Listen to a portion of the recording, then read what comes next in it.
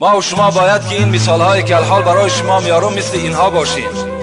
از بخیلی کردن قدر هیچ برادر مؤمن کم نمی شود، زیرا خدا میگوید تعز من تشاء و تذل من تشاء.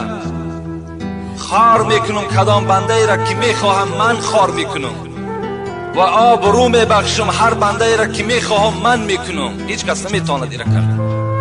فقط شما از حساب حسد و بخیلیتان نیکی هاتان از دست میتونید خلاص. کرخی میگوید وقتی در یک کوچه یکی از دوستان خدا میگه من کرخی را دیدم، حضرت کرخی میلرزید از سرمای بیرون، از سرمای خنکی. بر او گفتم کرخی شما لباس گرم دارید، چرا لباس گرم نمی پوشید تا که بدن شما مثل این بدنهای فقیرها و مسکینها نلرزد؟ حضرت گفتند